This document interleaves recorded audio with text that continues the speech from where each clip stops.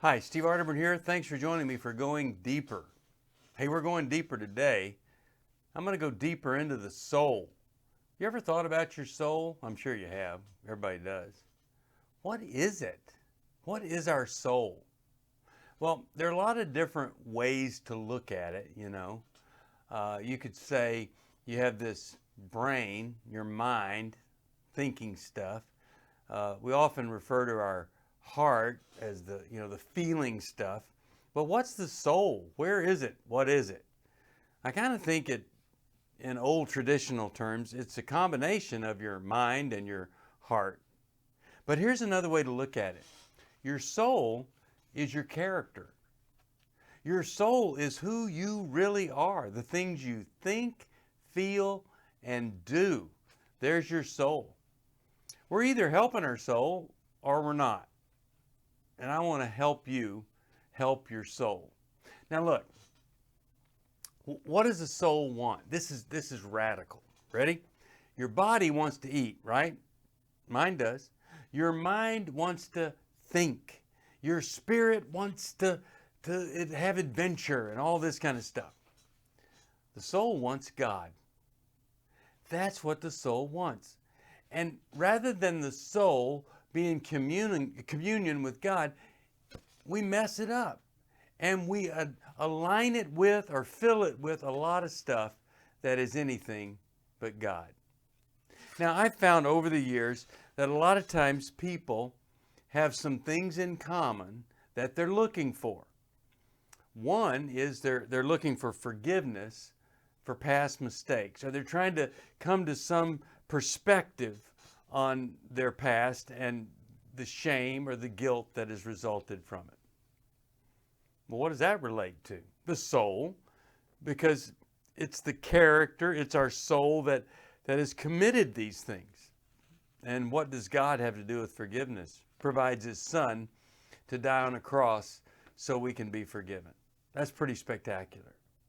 Second thing, I think a lot of people are really struggling with the present hurts and struggles that they're dealing with. So, maybe not so much focused on past regrets and forgiveness being needed for things they've done, but right now the struggle and the pain and the suffering that I'm going through right now. Well, what's suffering? The soul is probably suffering. And we feel the physical pain, but we also feel that at the soul level. And if I don't have any hope that God's in control and that for the greater good I might be suffering or going through some hurts and pains, then there's no purpose in it. Look, we live in a fallen world. It's not the Garden of Eden anymore. If we were in the garden, we wouldn't be having all this suffering and struggle. We're outside of the garden, and so we suffer and struggle. But we have a God who says, I'll take everything, mix it all together, and turn it into something that will work for your good. Now, that's pretty exciting. Now, the other thing that people are struggling with is having some kind of hope for a future. Many times people feel hopeless, or they don't feel fulfilled, or they don't have any meaning or purpose in their life. And so there's a tremendous amount of despair. And each of these is impacted by our soul. And if we can find what it means to have our soul saved by Jesus Christ, and then have our soul nurtured and filled with the Holy Spirit, then we're going to find our relationship with God to be very, very different. Along the way, people come into a faith, and many times that faith, rather than build up the soul, it rips it to shreds. Rather than provide a way to connect with God, it separates us from God, impacts us with more shame and guilt and regret. Well, that's really sad when that happens. And so let me just give you three problems that you might find in an unhealthy church. First problem would be false expectations. They might give you a false expectation. I was talking to a guy on radio about deliverance. And he was saying, why is it that these people that get delivered from these resentments and all this stuff, why are they still angry? Well, I asked him, have you known anybody to ever be delivered from something into instant character and maturity? No, you have not. No, it doesn't happen. So if he's promising an expectation of you're free of everything, but once you get free of an addiction, obsession, compulsion, a worry, but you haven't built character, then you're angry that it didn't fix everything. So I've got an unrealistic expectation that even in miraculous healing, it doesn't fix everything. And just a word about miraculous healing. A friend of mine the other day told me about this amazing young guy on college campuses that had the gift of supernatural healing.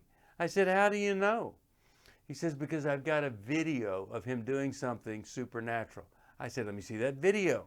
So he shows me a video, and here's this young guy out on the street, just happens to have a camera following him, and there's a little boy there, and he sits the little boy down, and he looks at his legs, and one leg is longer than the other by about an inch, and through his miraculous gift of healing, he makes the boy's legs the same length.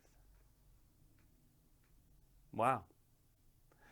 I said to this person, okay, you're telling me that God has intervened in the natural workings of the world, has gone against the laws that he's set up, laws of physics and nature and all, and has provided supernatural healing power to an individual. And with a camera following him, he uses this to lengthen a child's leg, which just happens to be the same trick that shysters have used for years, decades, centuries, millennia. They have tried to trick people into thinking they had some gift by manipulating a person's leg. In fact, if you lay down right now, you've probably got one leg that's longer than the other. We live in Indianapolis. I said, you know, it seems like to me, if somebody had the gift of healing, God would use them to go over to the Peyton Manning Children's Hospital and go to the burn ward and use that gift of healing to heal a child of that burn. I don't see that happening. Well, what is it with people that thinks that God's gift of healing occurs in a building, in front of a bunch of people, nicely dressed, to deal with things that aren't really that significant? And am I saying that supernatural healing doesn't happen? No, I'm not. It does happen. But it usually doesn't happen on a stage with the guy asking you to give money so you could have the same healing. So sometimes we have an expectation based on a false teaching. And if you're thinking that healing happens all the time, rather than it's a miracle, then you need to look at why we call things miracles. We call them miracles because they rarely ever happen. If they happened all the time, we'd call them things that happen all the time. So one of the problems with church, false expectations. Another one is secrecy. Rather than being a place where people heal, it becomes a place where people hide and they can't be open. And what a great thing when you find a church where you can truly be open and honest about who you are, what you're going through, and not be shamed by that. And then the third thing is the service that some churches demand for you to consider you're truly saved. And so the church has programs, and they will kind of shame people into serving. And if they need more serving, they'll shame the people that got shamed into serving in this one area to serve in 2 or 3 areas. And so it becomes all about work, and you just can't do enough. And then you burn yourself out, and your soul, this soul just gets dried up inside. And it's not good. So if we want to nurture our soul, we need to be sure we've got realistic expectations. We need to be sure that we're not cramming secrets down into our soul. And we need to be sure that we're not trying to work our way to heaven or meet some very, very overly demanding demands that come from the church. A healthy church, it's healing, it's restoring, it's nurturing, it's loving, just the way that Jesus loved us. I'll have more next time about the soul. We'll do some soul searching, 5 different areas we'll look at. Thanks for joining me for Going Deeper. We'll go deeper into the soul next time. If you need some help, you call us at 1-800-NEW-LIFE. See you.